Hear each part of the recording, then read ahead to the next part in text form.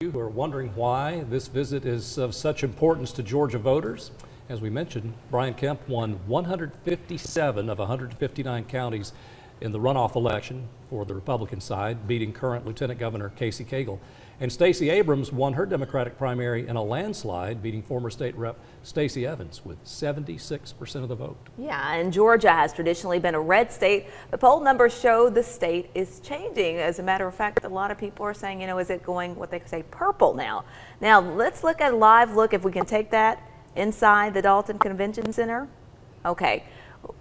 So what we're going to do, we're going to introduce McCracken Poston here, our analyst, and we're going to go ahead and get started. And that's kind of the thing that you obviously know so much about Georgia politics here and so forth.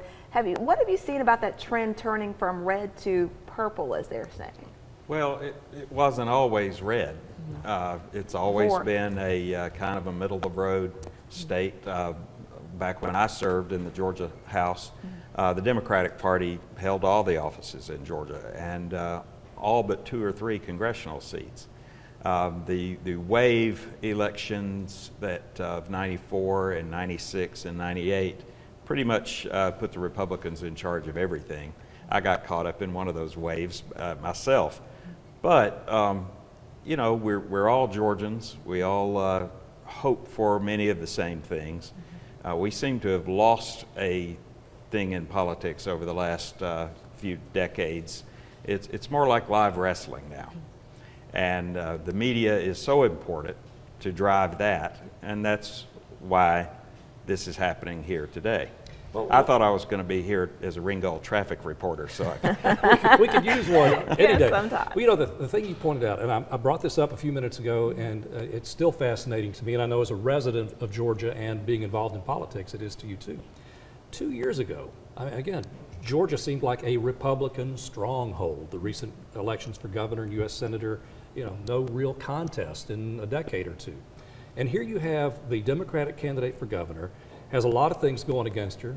A couple of years ago, really didn't have great name recognition. Female, that usually doesn't play well on the ballots in Georgia on a statewide race. African American, again, hasn't been successful traditionally.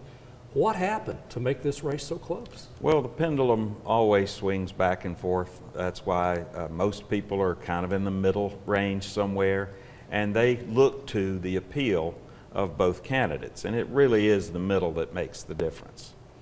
There's a lot of people who are upset because the current Republican candidate is the current Secretary of State, which in years past hasn't made that big a fact that he was also the Superintendent of Elections. Now we have a significant evidence and lawsuits about active voter suppression that's going on by that office in an election where the office holder is seeking a higher office. Do you feel that that's been, I was actually down in Atlanta a few weeks ago at a meeting for something else, and just the whole buzz inside this center where I was talking about this election and all the women there, and it was actually was that driving actually more people out, and more people are now paying attention because of what they feel is allegations of voter suppression or concerns about the fact of his role and that he's running for governor as well? Well, I think every campaign wants to get their voters out, and every campaign wants to, you know, not excite the other side. When the candidate, though, is the person in charge of the election, and this is not exclusive to Georgia. There is model legislation that went out years ago of here's how to have exacting standards for voting. Voter fraud has really not been an issue in this country. It is now with electronics and no paper ballot backups for machines, but in the time that this was being debated, it was really not that much of an issue. But they figured out ways to disqualify whole segments of a population. And while that's something campaigns have always tried to do, now that we have the air of officialdom in this effort, it becomes more of a problem. Let's talk star power for a minute. You know the people in Georgia, you've represented the state of Georgia. When we mention these big names, Obama, Oprah, Will Ferrell, Trump, Pence, are they going to sway anybody at this point? Who knows? And with early voting, a lot of votes have already been cast. And the interesting thing about the Georgia governor's race is there's a libertarian, there's a third party in it.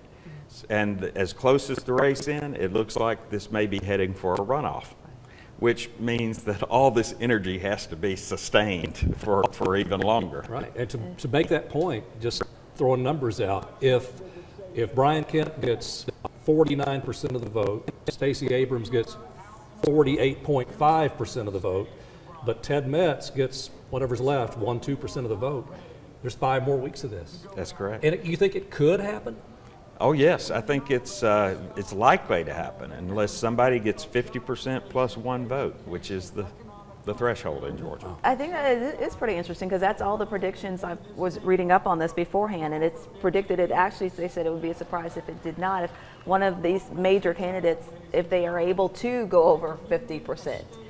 So to obviously to prevent a runoff. But again, I think it is interesting just the fact that the momentum, like you said, that the big name and the celebrities bring to the game. And here's one for you too, McCracken.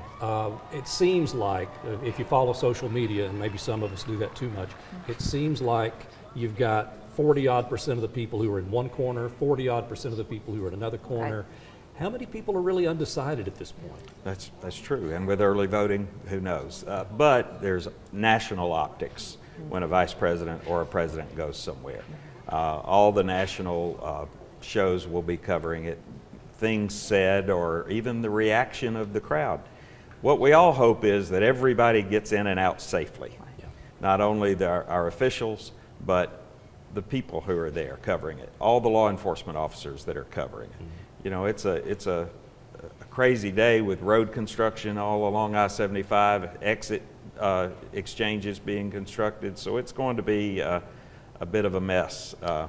Logistically and in every other way. Yeah. But it is fascinating to me that all this energy and money is going toward convincing a fairly small slice of the population to change their minds or make up their minds. Right. I mean, and like you said, an interesting point to what you said is that kind of the optics of it all, because just think about it. When you see whether a President Trump rally, you're going to see it's full, you're going to see lines everywhere. We had a live shot yesterday when they announced the tickets for President Obama. Lines were wrapped around the building to see him. So they bring the optics of all of these people out and the energy, but again, does that translate over into votes? The big thing. So, all right.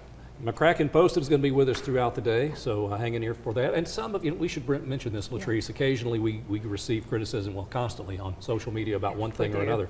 And some people are surely saying, okay, this is like a Republican commercial. You've got a vice president in town, it's all you're covering.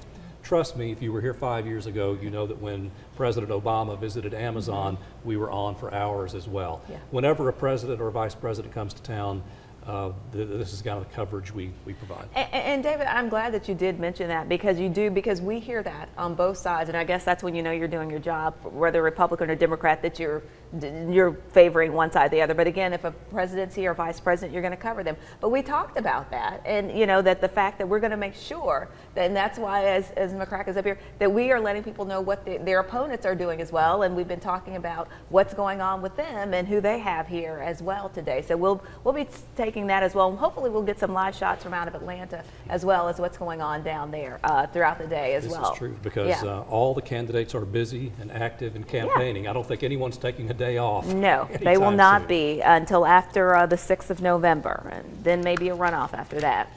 Well, we know that a lot of security goes into a presidential visit or a vice presidential visit. That is a big part of this.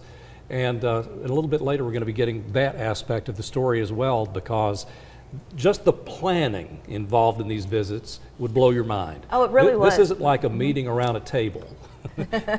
We're talking about days and days of going through every detail, and everybody has their one little piece of the cake, one job they've got to do, one area they've got to supervise or ensure things go smoothly. Because while that no one can mess up, because everything. You can't. And while that visit to the airport may have looked rather leisurely a while ago, a lot of those folks you saw standing around and on the perimeter